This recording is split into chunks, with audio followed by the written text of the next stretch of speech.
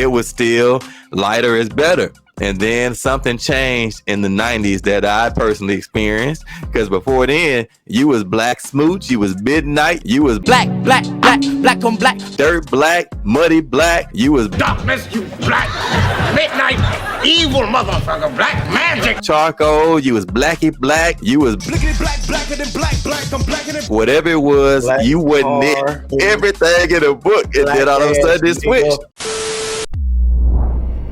Concrete reality.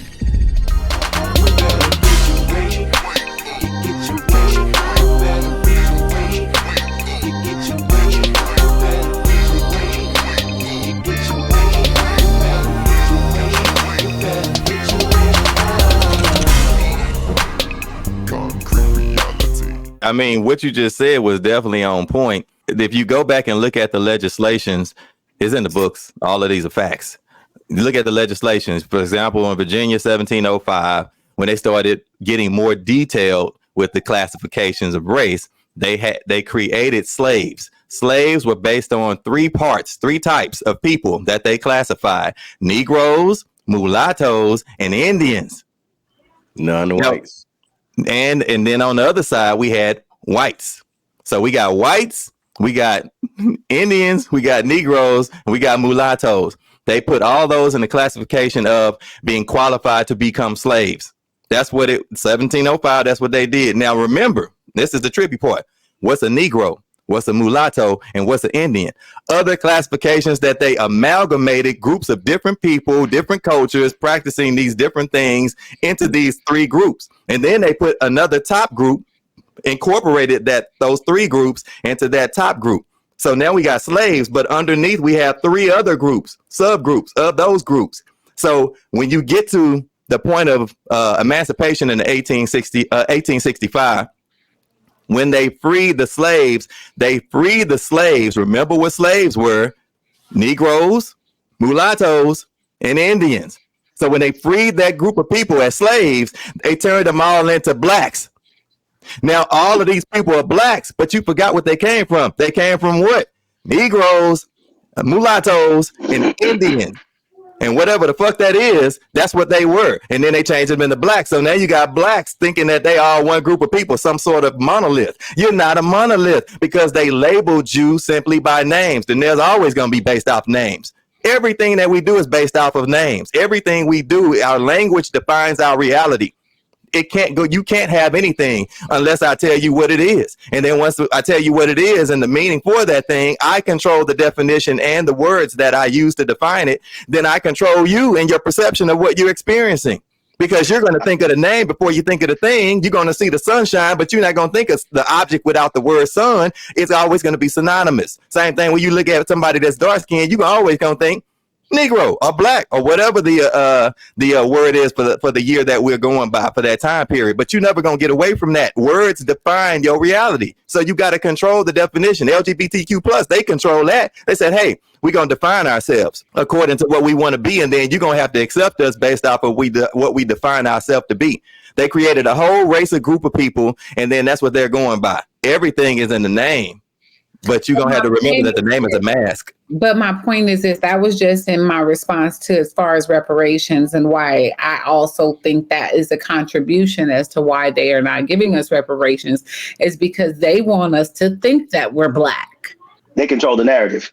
That's all that is. He just described semantics. They got us locked in. We've been locked in for a long time. No, I was just saying that you're saying the same thing I'm saying, that if it's all based on labels that they put on us that we've accepted, once you get out of accepting that and you know that that's just a label, you don't have to be in that box anymore. You could be called that. You could be called that if you want to, but you don't have to live in a box anymore. So let me wait a minute. Let me bridge it back to what you said earlier, Danelle. You made a point about culture, tradition. Mm-hmm. Those and then I'm gonna jump on what Ephraim said. There's bridging the gap between those two statements. What Ephraim said is that they've created a label to identify various people. Okay, the people have now accepted this label that's been given to them, and then because of the label, they create a culture of self-expression, right? So it all works hand in hand. I'm going to label you and define you. You're going to take that label and definition, and then you create a culture and a tradition out of it. Henceforth, the same thing they did to black people. You don't know where the hell you from. If you one of the, as Ephraim says, if you're from one of the three groups, right? Or you may be a mixture of all the groups. But what is your culture? And there's a culture that always came out of the definition of what you were labeled as. So if you were Creole, there was a culture that came out of being Creole. If you were a Gullah Geechee, from the Gullah Nation, which they were, taught to go back to in the West Africa, right, with their culture. And there was a culture that came out of their label. If I'm Chinese and they label me as Chinese, which, as I said, go back to eugenics, right? Because that was the classification of basically people who are all non-white. You know what I mean? That's why the Jews in Israel are still the Jews in Israel, because they classified them as that race. They were given that title. Doesn't mean that that's who they are. Tell them to go do that same DNA test. You know what I mean? And see what they come back. That wasn't them. It's all documented. They got their probably in the days of my mama living. But wait a minute, that's the whole point of what Ephraim is saying, is that they have now given them that label as a Jew. You know what I'm saying? And then they create a culture out of it. And say, this is my culture and my tradition of being Jewish. And I'm a Jew, but that don't necessarily make you Jew, which is why you have conflict and people. And if you go against it, they call you, well, you go against that idea, that label of what's being Jewish, you're anti-Semitic. But then you got nations of gods and earth and all these other cats over here, talking about, no, blacks is the real Jew. We the Hebrew. Tracing themselves back to a word. It's all traced back to a word. Let me show you something. Check this out. So the one drop rule. This is major. It refers to how U.S. courts and law books historically declared that a mixed race person, quote unquote, with one black, they saying that they're being politically correct, one Negro ancestor or one drop of Negro blood should be categorized as Negro. If any person has 1/32, what the fuck does 1/32 mean? 1 out of 32 Negro blood ancestors in their system, they are considered Negro. Do you see what this is? Look how trippy this shit is. They're saying that one drop of the word Negro. Now remember, because it was the definition of the word Negro that they used to categorize you into this division group. They say that one drop of this Negro blood, faith in your brain, out of your 32nd great grandparents, makes you whatever it is the fuck this is. Did you realize how trippy this is? This is a Rottweiler. These are different types of Rottweilers. Hold on. The Rottweiler theory. Hey, listen. If we gonna go here, let's go here right. I'm gonna allow you to take my theory that I introduced to you in Orlando, the Rottweiler theory. If we're gonna really be honest, I sent it to you by Mind5. So it was my theory that E put in a graphic. Now go ahead. So we just use this as an example, but basically the Rottweiler theory is a play on how Negroes were created. We start with this Rottweiler. Rottweiler, if you know the history of Rottweiler, came from a town in Germany. That's the name. That's the dog. The breed of the dog came from a town in Germany called Rottweiler. So they use the name of the town to denote the dog that they had. The dog was known as being this big dog that was able to carry and haul stuff. So this Rottweiler, the traditional Rottweiler, looked like this on the left. It was very dark. Dog had brown spots. Now over time, you start breeding it with other types of dogs, and they got lighter dogs. You had like brown Rottweilers. Sound familiar? And then all of a sudden, we got breeds that started coming up that were a little bit darker and lighter in the middle. And then we got some on the right where they breeded this dog with another type of breed of dog. You also got albino light Rottweilers that actually had the same features physically, but they are white. So over time, when you do this, the price for the dog goes up because people want this dog, but they know that this dog everybody can get. So they said, hey, since we can't get the authentic Rottweiler, let's start breeding it with all types of dogs. But we still gonna keep the name Rottweiler to denote the dog, even though we breed it with all of these other types of breeds of dogs. No matter what, it's gonna still be a Rottweiler because Rottweilers are very, very profitable. And people don't even know what a goddamn Rottweiler is. All they know that it's supposed to be good. It's supposed to be a good breed of dog. So over time, just like Negroes, Rottweilers start looking like this. Imagine all of these dogs are now defined as Rottweiler. So no matter what, they fall into the category of Rottweiler, not because they came from that small town of Rottweiler in Germany, but because they defined the dog as Rottweiler because it fell into a certain color scheme for its fur. Its fur denoted what type of dog it was. And since it had a darker color, a coat, then this dog now becomes Rottweiler. So now all these dogs, because they fall into a certain color scheme, becomes a Rottweiler, no matter what. That's what they did with Negro. They said, regardless of what it is, if you got any relation to anybody that's in the Negro race group, you will be defined as Negro. Now we fast forward into now, where we're at now, today, with this colorism scheme. People believe that because they lighter skin, that they might be better because they closer to white. But white is just another race group. It doesn't have any kind of reality to it other than what we make it based off of what we believe it to be. But it doesn't have any actual empirical evidence. It's just another race group that we've been divided into. But it makes us feel good because we believe that these race groups are real. We can't let it go. It's just something. Let me ask you a question. Is it any different than us believing in different religions? Yeah. I mean, we identifying as different groups. That's pretty much what the on our beliefs. But how many people are shot and killed because they Christian or Muslim? I mean, what's the difference? Division by groups is the same as race. Same concept. Exactly. No, it's the same concept, but in America, how many people are treated accordingly because of their religious beliefs? When you stop by the cops, are they asking you, or if you running from the cops, are they going to call into the radio? We got a Christian is running down 45. No, they might say we got a black girl or a black man over here. Yeah, exactly. Exactly.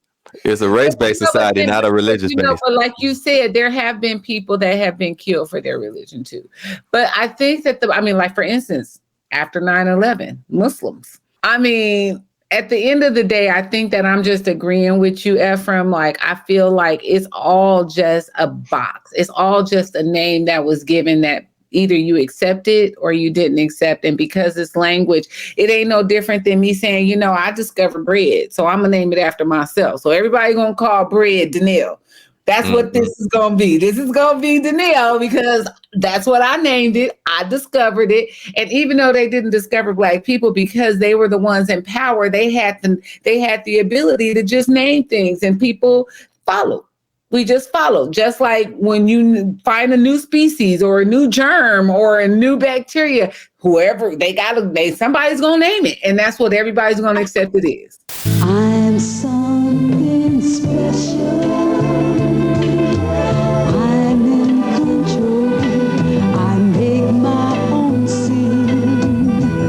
I want to play something that actually triggered the conversation for us to have this show. Bothering Krista about school more than she was letting on.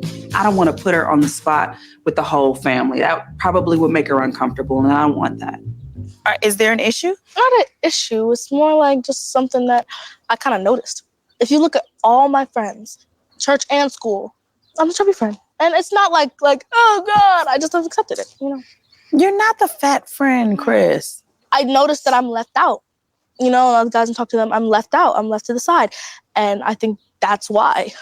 Guys talk to you. It's different. It is. And do you think it has something to do with your size? Absolutely. I know it is.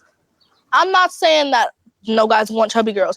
I'm just saying that that's personally me. But I don't think that's the case. I think that's the way you're saying it. Because it's not that I'm ugly or something. Am I ugly? No. Why would she ask me that? Why would she ask me, am I ugly? I'm your mama. I only see beauty in your eyes. My size of No, baby. You're gorgeous. You know, look at this face. This is my face. It's brown. It's a combination. That's something too. A lot of the guys like light skin girls. Like what? A lot of the guys like light skin girls. Look at our family. Look at them. You and Dad, light skin, dark skin. Auntie and Uncle Ted, light skin, dark skin. Auntie and Uncle Des, light skin, dark skin. The only two dark skin families is Auntie Lisa, Uncle Errol, and Nana and Grandpa. That's still two. It's not. Look at all these beautiful brown women in the world. Look at Gabrielle Union. She's brown, wait, gorgeous, amazing husband. Look at Kelly Rowland, beautiful. Like, these are beautiful brown women everywhere. Mom, think all around you. You're light skin, so you don't really know exactly how it feels, you know? All these things that you want to have answers to, sometimes I don't. And right now I don't. What to do, what to tell her, how to lift her, how to make her smile, how to tell her not to worry. I got to figure it out. I can respect what the girl was saying because she wasn't judging. She was merely stating what the obvious was. And she's saying, hey, I'm fat. And so because of it, this is what I see. I see light skin, dark skin married in my family. I'm not saying that's wrong or bad. It's just a fact. You know what I mean? And I think the mother was over there trying to give some type of explanation to a fact. You're telling the girl she ain't fat. She looked in the mirror and said, yeah, I'm fat. What are you making her delusional? Doesn't make sense. Yeah. Well, another thing that I noticed is that the fact that she didn't know how to handle not being light-skinned. Her own daughter was telling her, Mom, well, you're light-skinned, you wouldn't understand the struggle. Because you've been this person all of your life. You've had light-skinned privileges all your life. You wouldn't understand how it is to be a dark-skinned woman in America. And her own daughter's telling her that, and she didn't get it. She didn't understand. Yeah, she wasn't catching it. Yeah. I could see that because I think that's the hard part. I haven't given any kind of subjective experience on this, but hey, I'm one of the dark brothers on the panel. Might as well chime in, give my little 2 cents by being Here you go. Be prepared for the rebuttal, please. Here we go. Nigga, I grew up with you, so I understand what the dark skin shit was. You can definitely see or experience the differences because, again, society, it does focus on being lighter is better.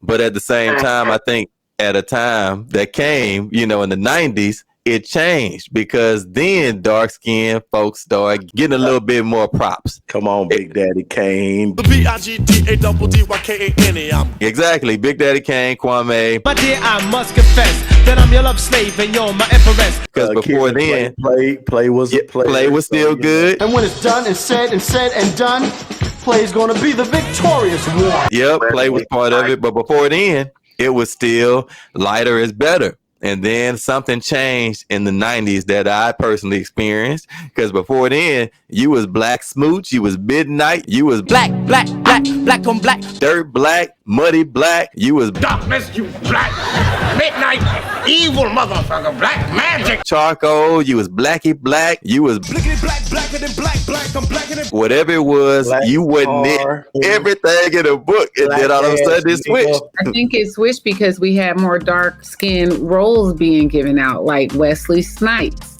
I think that when we look at Wesley Snipes and we start looking at even Love and Basketball with Omar Epps and things like that, and I think when those type of movies and stuff started coming out and they were doing really well in the box office and stuff, people started to find more attractive things about the lead roles. The same thing they were doing when the lead roles were given to only the light-skinned people, and then when they started being given to dark-skinned people, people started to find beauty in that as well, and it became popular. I believe the tables turned when Wesley Snipes, on New Jack City. Right. When he was at that table and he grabbed G Money because G Money was fair skinned. Who messed up the, you know? Then he stabbed Christopher Williams in the hand. And he said, I never liked you anyway, pretty motherfucker. You light-skinned ass motherfucker. A lot of light-skinned dudes just crumbled after that. That's like, no. New Jack City was a turn in the light-skinned slash dark-skinned community slash whatever beef there was. It was an elephant in the room nobody wanted to discuss. But I do remember a lot of dark-skinned dudes celebrating that. And then what about Juice? Juice was the same way. Exactly. Raheem died. Raheem got killed by Bishop, Tupac. Though Tupac wasn't a very dark-skinned brother, but he was a black guy. So you talk about those movies, Juice, the movies with Wesley Snipes, because he got real big after that. He started doing a lot of shows after that. And then you start looking at Tupac coming out. And, you know, now he big. And it just started to be where they were getting a lot more publicity. So if you follow it, what's popular in the media is what we accept as popular and acceptable. That's what I was going to say. And Bobby Brown, too. Bobby Brown, same thing. Yep. King of R&B. Yep. The King of R&B. Albie Shore was a light-skinned brother. Christopher Williams with the light-skinned curly hair, flat top. El DeBarge. The DeBarges came in swinging. You know what I mean? It was a light skin versus dark skin in the R&B / hip hop community, and that wasn't right, but it was what it was. You know what I mean? And though we were celebrating music, there was some people who were tied to the dynamic of the tension, the racial tension, the colorism of the, you know, well, I like Father MC. I like Big Daddy Kane. I like Kwame because they dark skinned. Who could relate to Big? Heartthrob never, black and ugly as ever. However, come on, man. Like down to the socks. We can bring that all the way till today. Is it Cat Williams that was talking about the dude that's on trial that Megan Good is dating right now? And he was like, ain't no woman ever thought that Big Nose brother was cute until everybody in Hollywood started saying he was handsome. He was handsome. Everybody think he is. That dude was probably one of the funniest looking big noses. Looking like James Evans. When he got muscles and he played in Creed and he played the hood thug dude, you know what I'm saying? All of a sudden, he became that role model. All the pleasure of dark and lovely. Question, Cutter. So, because what you guys have just brought up kind of brought us to our modern day era. Do we perpetuate this colorism by feeding it to the industry and the industry exploiting what we are feeding to them? We don't fight against it. I think, in my opinion, it happens when we fight for equality. Because when all the light-skinned people were getting the roles, the black-skinned people was like, dark-skinned people was like, you're not giving it to me because of colorism. And then when the dark-skinned people started getting the roles, what we don't realize is how accepting we are of whatever is popular in social media, in the public eye. We don't have our own filters. We are so influenced by what is popular in the world. What are we attracted to that's not popular? I think that's hard to figure out because it's like a circular reasoning. We feed it into the system recognizes that it's profitable. They therefore exploit it. We see it on the big screen and the marketing and the advertising and the branding. And then we believe that that's what's happening as a representation of our society. And then we start imitating it and perpetuating that idea, that which we've given to them in a small scale that they've expanded into a large scale. And then it becomes what we think we are. So how do you get out of this cycle? being genuinely independent and not a follower of what's popular. A lot of people, in my opinion, follow what's popular because they don't want to be the outcast. They don't want to look like they're not with what's going on and what's new and what's popular. Like everybody wants to be in with whatever is in. When church was in, everybody was going to church. When protesting is in, everybody want to jump in on the new movement and the hashtag this and the hashtag that. We've become a society of followers. And I think the only way to combat that is to know yourself enough to stand on your genuine self, regardless of whether it's popular or not. So how can you distinguish between yourself and what you've been fed as yourself? Because that's hard to do if you don't know yourself outside of what you've learned you're supposed to imitate. In my opinion, you got to unplug and spend more time figuring out what motivates me, what excites my passions, and what causes actually get me inspired. And you got to take some time to get to know yourself. Self-reflect, unplug, and stop listening to everybody else tell you what you should and shouldn't be, and start listening to your own reactions to situations, circumstances, and experiences so that you can know you. Well, I agree with Danelle on that one because I was a product of colorism. We grew up in the era of that, where we were chastised and made fun of if our woman wasn't fine, especially if she was yellow bone or she had good hair, or she wasn't fair-skinned. You know, we have to reprogram ourselves. And it's a lot of us are a little late in age for that, and I admit it. And I was trying to bring a picture up of what Cat Williams was talking about when it was talking about colorism, even in Hollywood, because of all the popular comedians, and they all had light-skinned, pretty-haired wives. If you sign up for their program, you get a light-skinned, weird-faced wife that never do an interview. Listen, in 20 years, won't do an interview. Nobody's ever talked to her, and she's never been interviewed anywhere. All of them. I remember saying that. Every last I remember seeing that photo. And I was like, wow. I didn't even realize that. Even you go to the Kardashian effect, how many basketball players outside of LeBron have ebony wives? Yeah. Ebony as in dark skin or, wives that are of a, ebony color. I know we can observe it. I'm sure if we pulled up some stats, we'll be able to prove it.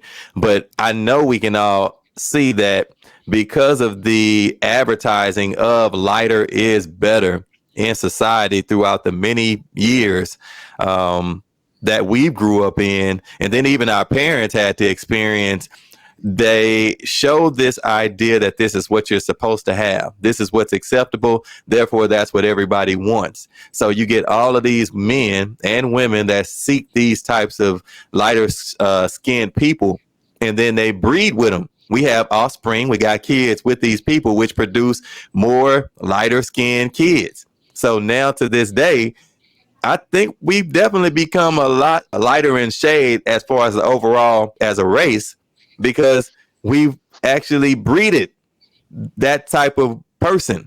That's what we got. It's obvious. It's pretty obvious. Yeah. I mean, look, come on. Steph Curry is Steph Curry because his daddy messed with a light-skinned woman. CJ Stroud, his daddy dark. His mama light skinned. I mean, like, you got to look at it, what's going on. Like, this is a product. We are products of our environment.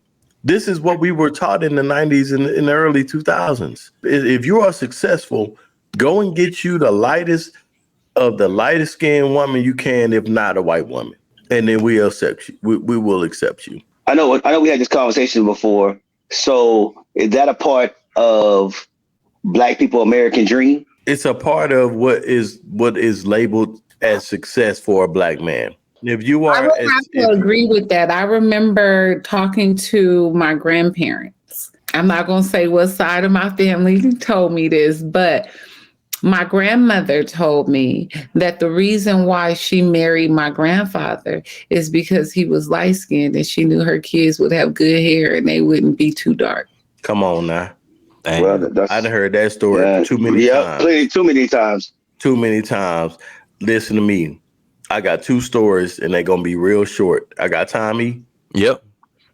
middle school. Alicia, I won't say her last name because I don't want to put her out there like that. But she was a new girl and she was very pretty, light skin, very, very long hair. When I remember the first day she came to school, her hair was dead. I mean, dudes was on her. It was girls who didn't like her because of that. And they was plotting on her because of that. She said something in class and they were beefing with her, even though she wasn't even beefing with nobody. Right. They were like, say something else. Mm-hmm. And we gonna jump you after school. And she said something else because she wasn't no punk. Mm-hmm. But I'm sitting here like, you don't know what you done got. These girls don't like you because you pretty. And the dudes is like, man, you seen that girl, Alicia, the new girl? She finding them up. She cute. She beautiful, man. Every dude's trying to get her. But guess what? She was a threat to the competition. And the competition was of color. And they ain't like that. So guess what they did? They beat her ass. I remember that. Her mom was there. She was trying to get her to fight back. Mm-hmm. But they were jumping that girl. Mm-hmm. And she had to get in front and dudes had to like cover her up because the girls was jumping her because she was pretty. Not because she was talking shit. Not because she was going back and forth. She was real quiet. She was the new girl, but she was pretty and she was yellow bone. And that was all that was needed to hate them. That was all that was needed. That was all that was needed. Damn. High school, two stories. The second story, high school. I believe the girl's name was Keisha. She was dark skinned. She been running track probably since she was I don't know. But that girl had a body on her. Lord. And she was dark skinned. Every dude in the school was trying to get at that girl because she was developed. She was athletic. She had legs, breasts, all that. She had the body. But guess what? She only dated light-skinned dudes. I don't care how handsome you were. If you wasn't light-skinned, the highest of highest yellow dude, she was not messing with you. And she made it known. I only date light-skinned dudes. Now, my brother is lighter than I am. And he has publicly said, I like dark-skinned girls. People expect me to like light-skinned girls because I'm light-skinned, but I'm attracted to the opposite. I'm attracted to dark-skinned girls. And that's why I asked the question, is it trying to feel something that you're not when you are only attracted to the opposite of what you are? Great question. That's what I was thinking of when you guys were talking about your experiences with your family and then Cutter with yours at the school. You can't control what you like or don't like. It doesn't work like that. You know, that feeling, those desires, you don't control that. That's inside of you. And can we influence it? Yeah. But once it's influenced, you can't uninfluence it. It's in there. So for example, if you like somebody light skinned, are you supposed to say, hey, I don't really like them or think that they pretty, even though I know in my mind that I feel like that they pretty and I think that they're gorgeous, him or her or whatever it is. Are we supposed to deny our own wants to try to reduce the stereotype? How does that work? Let me ask you a question. Let's go back to the 80s and the 90s where we grew up. Name me a movie star female that was dark skinned other than Oprah Winfrey and Whoopi Goldberg. I'll wait.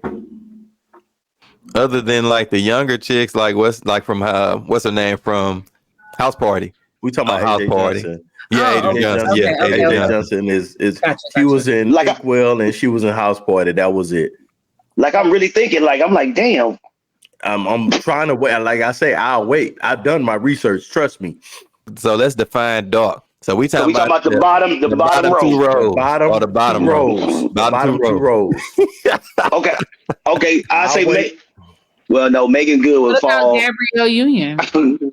Yeah, that's not in the 90s. Yeah, yes, she was. No, she 2000. She played in Bring It On. She played in Bring It On. She played in Bring It On. But guess what she did? Hold on. She also played in Deliver Us from Eva. No, that was 2000s. That's 2000s. Yeah. She played in Bring It On, and guess what her hair was? Pressed like a motherfucker. That bitch was laid down to the side. She was laid down, hot, fried, laid to the side. She was pretty and gorgeous, and guess what her hair was? She was permed down. Yep. That natural look wasn't in back then. No. She ain't had no kinks. That natural look didn't come in. No shit like that. That natural look didn't come in until school days. No. And that was before that. School days, they didn't get no props like that because guess what? Even in school days, she told Lawrence Fishburne that she felt like he only messed with her because she was dark skinned. Niggas on the campus. Yep. Come on now. Yep. Come on now. It get deep. It did good for his. It get deep. For his profile.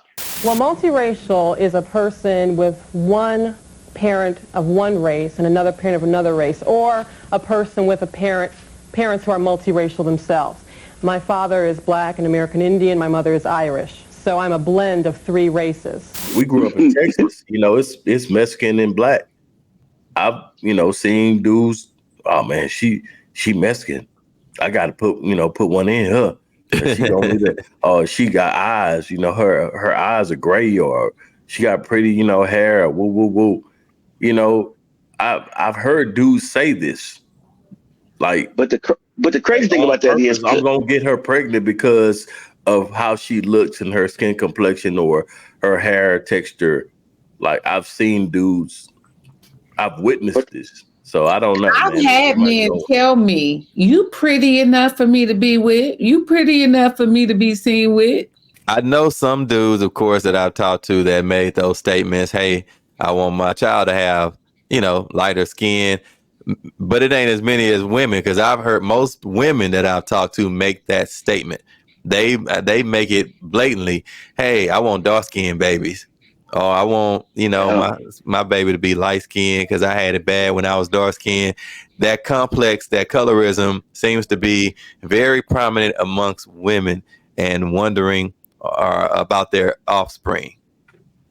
Well, listen, just like the comedian said, just like Chris Rock said when he was doing his most recent stand-up comedy, he said everything ain't just because people racist. And he was talking about how Meghan Markle, the one that married the prince, how she was saying they wanted to know how dark he was going to be. They wanted to know how dark the baby was going to be. And he was like, shit, black people want to know how dark the baby going to be.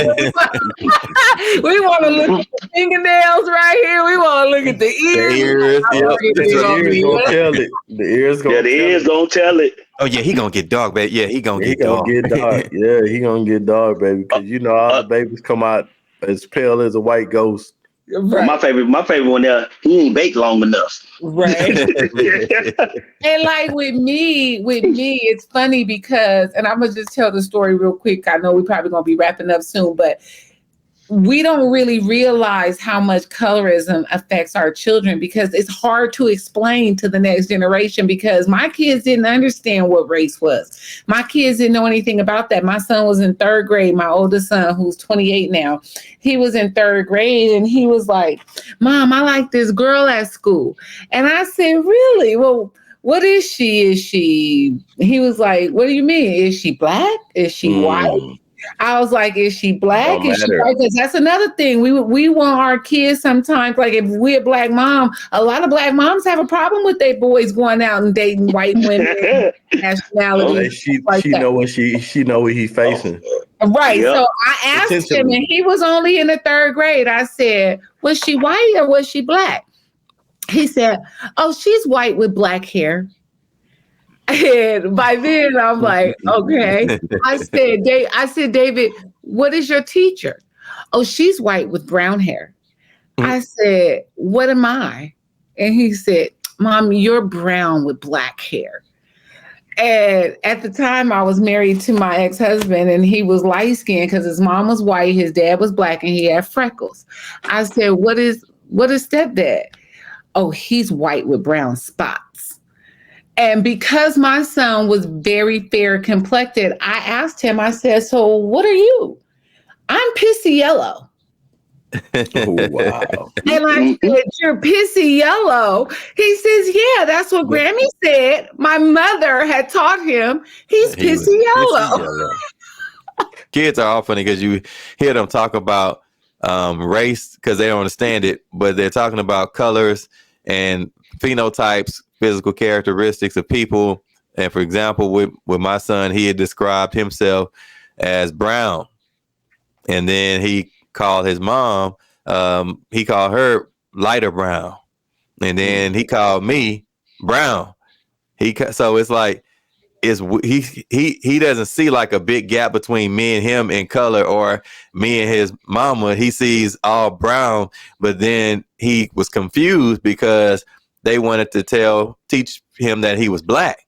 He's like, but I'm not black, I'm brown. Why are they calling us black when we are brown people? And that's when I explained to him that's what race is. And that's why I use the example. I said the color of the group, the box, is black, but you, as far as your skin color, is brown. We identify ourselves by the color of the box because that's just the social standard. But as far as who you are individually, you're brown. He's like, oh, so the name of the group is black. Yes. And the color of my skin is brown. Exactly. So don't get it twisted, because that's the whole point. If you explain it to kids, they'll get it. But when we start trying to identify ourselves by the box as who we are, even though we ain't stupid, it'd be like, you want me to call myself black, the color black, but I'm like lighter tan brown in the crayon box? Yeah, that don't make no sense, mama. No, it don't. But I still want you to do that. So that's why I say you got to explain it so they get it, because otherwise you start trying to identify yourself by the mask. Identify yourself by the box instead of how you see yourself. And I think that's the confusing part about race. Yeah. Well, let me ask this last question, because I know we're about to wrap it up. And it's the elephant in the room. Do you feel as though the modern day, your skin complexion or your child's skin complexion has a weight or a defining mechanism in how they are moving in life in the current society right now in 2024? Do you feel like in context of a negative connotation? No, positive or negative. Okay. Like, do you feel as though your child skin complexion, or I ain't gonna use us because we old, we know what it is, but we thinking about the children, the kids. Do you feel as though it is still effective in the modern day, and you feel like they are experiencing something that could affect them or affect them, positive or negative?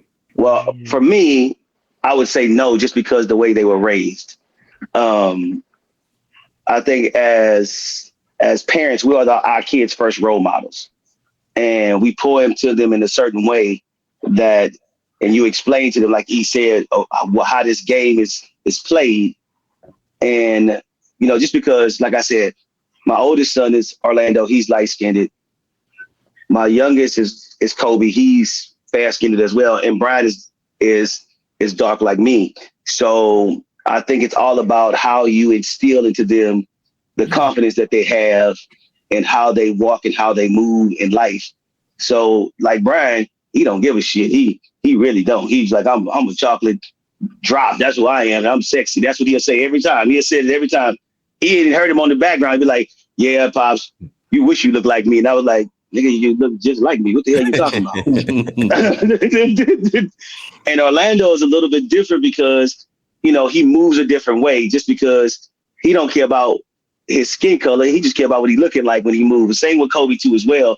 I just think about like the confidence that you instill in your children that people on the outside can't pierce their self-confidence. So once they understand who they are, the color of their skin doesn't matter to them, but it matters to other people outside that box that we check, So it's a sticky situation, and you just got to really just check in with them periodically and see where they are in life. Because as you move up the ladder, it gets more difficult to really keep it in the, keep the confidence moving. Because, it just depends on where they are in life. So you just got to keep checking in and say, hey, hey, this and this, this and this. You just keep teaching life lessons. This is a great episode touching on colorism. We appreciate you guys selecting to support Concrete Reality TV. Be sure to like and subscribe. We got plenty more content that's coming your way. And as always, peace. As you can see, I was raised in the streets.